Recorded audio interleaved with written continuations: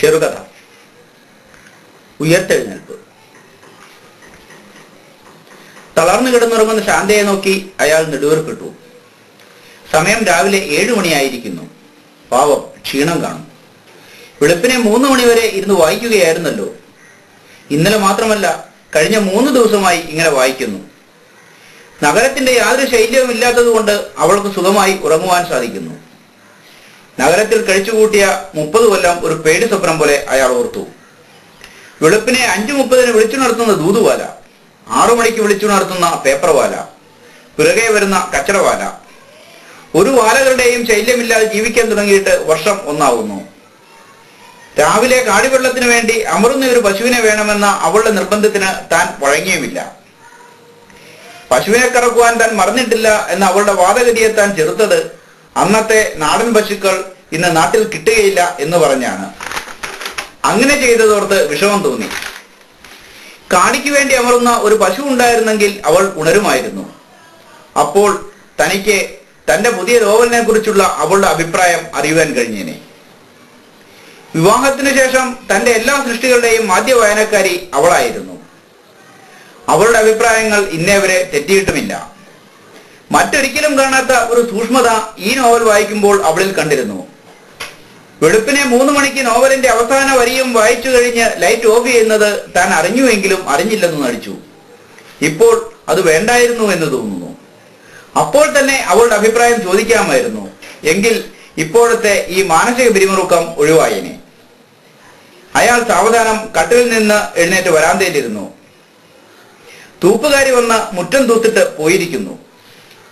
രാത്രി പെയ്ത മഴ കാരണം പകുതി മണ്ണിലും പകുതി വെളിയിലുമായി മുറ്റത്ത് കിടക്കുന്ന കരിയിലകളുടെ മുകളിൽ കൂടി ഈർക്കിലുകൾ കൊണ്ടുള്ള വരകൾ കാണാം. ഇവിടെയെല്ലാം ഒരു വഴിപാടായിരിക്കുന്നു. ഗോപാലക്കുറുപ്പിൽ നിന്നും താൻ ഈ സ്ഥലവും വീടും വാങ്ങിയിട്ട് 1 വർഷം ആയി എങ്കിലും ഇവിടുത്തെ മുറ്റം തോപ്പ് ജോലിയുടെ അവകാശം മാധവിയിലും അവളുടെ മഹത്തായ 25 വർഷത്തെ സേവനത്തിന്റെ ബാധ്യത തന്നിലും നിക്ഷിപ്തമാണെന്ന സത്യം ഏതാനും മാസങ്ങൾക്ക് മുമ്പ് മാത്രമാണ് തനിക്ക് മനസ്സിലായത്. അന്യായത്തിന് മുൻതൂക്കം വന്നാൽ അത് ന്യായമായി മാറുമെന്നാണല്ലോ പ്രമാണം.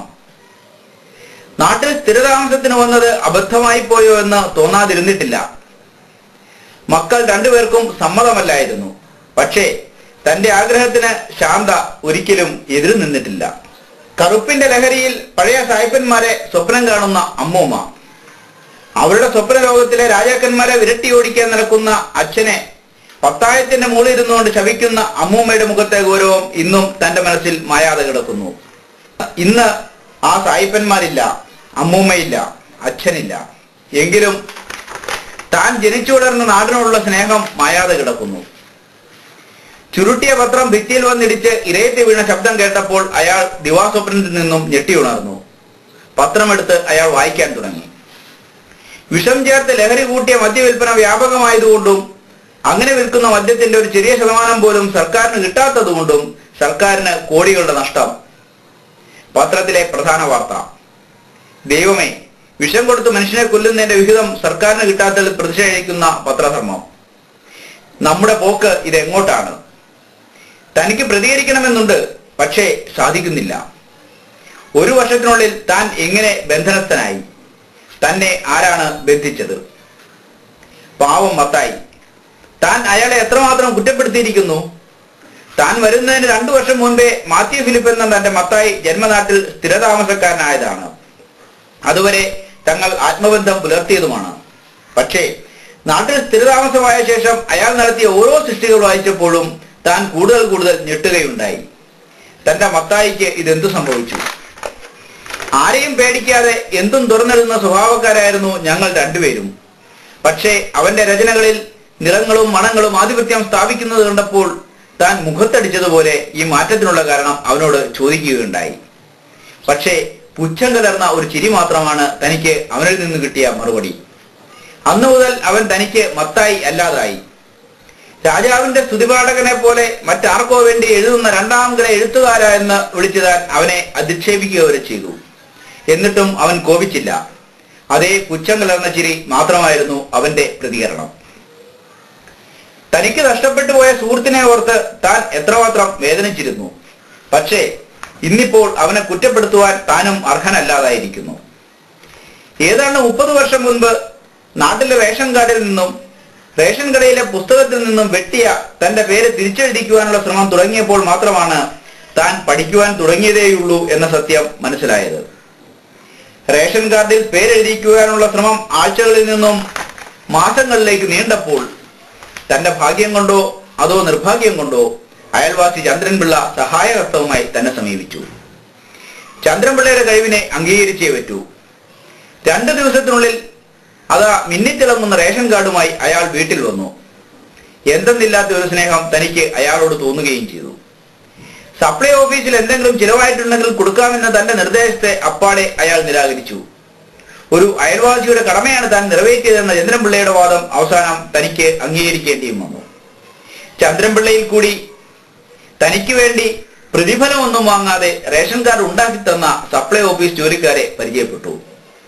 അവരും തന്റെ സുഹൃത്തുക്കളായി. എത്ര സ്നേഹമുള്ള ആൾക്കാർ!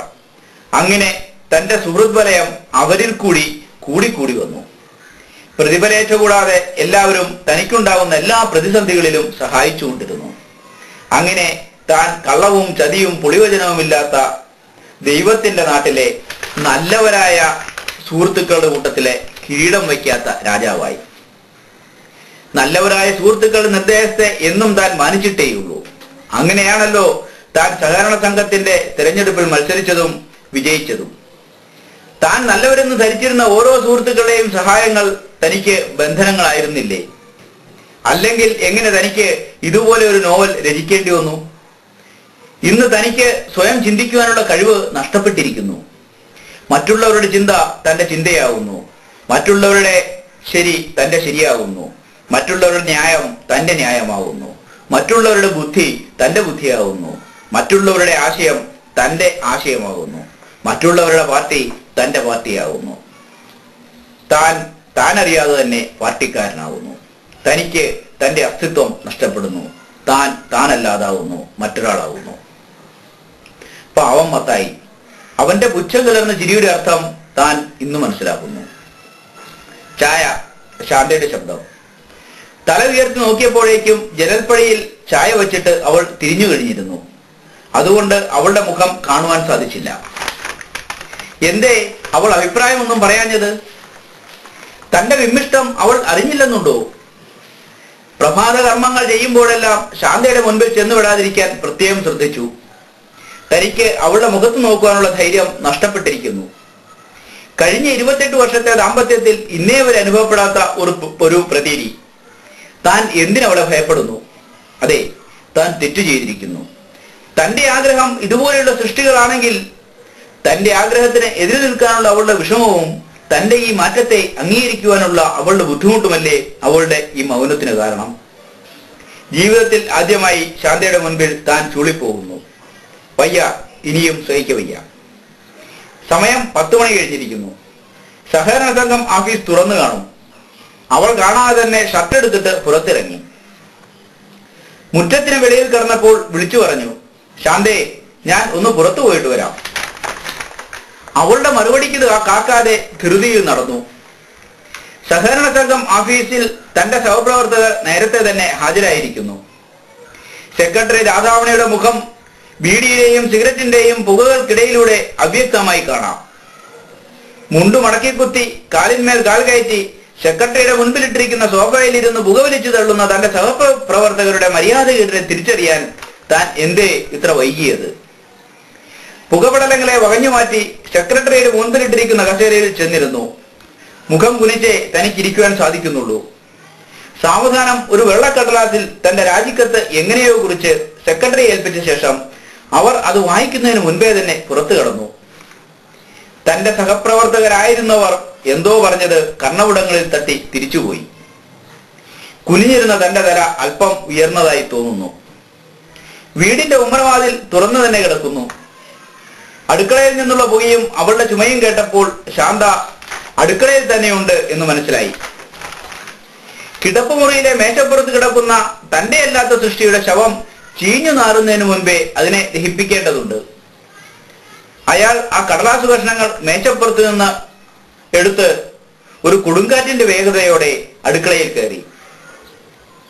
അയാൾ ആ കടലാസ് കഷ്ണങ്ങൾ മേശപ്പുറത്ത് നിന്നെടുത്ത് ഒരു കൊടുങ്കാറ്റിന്റെ വേഗതയോടെ അടുക്കളയിൽ കയറി. ആ ചാവിള്ള ചീഞ്ഞു നാറാൻ അനുവദിക്കാതെ അതിനെ തുണ്ടം തുണ്ടമാക്കിയ ശേഷം പുകഞ്ഞു കെടുവാൻ തുടങ്ങുന്ന വിറക് കൊള്ളികൾ കത്തിക്കുവാനുള്ള അവളുടെ ശ്രമം വിഫലമാകുവാൻ താൻ അനുവദിക്കുകയില്ല എന്ന് പ്രതിജ്ഞയെടുക്കുകയാണോ എന്ന് തോന്നും പോലെ ആ കടലാസ് തുണ്ടുകൾ അടുപ്പിനകത്തേക്ക് തള്ളിക്കയറ്റി. ആ കടലാസ് കഷ്ണങ്ങൾ കത്തിയുണ്ടായ തീജ്വാലകളുടെ സഹായത്താൽ അവളുടെ മുഖം തെളിയുന്നതും പ്രസന്നമാകുന്നതും അയാൾ തലയുയർത്തി നിന്നുകൊണ്ട് കണ്ടു.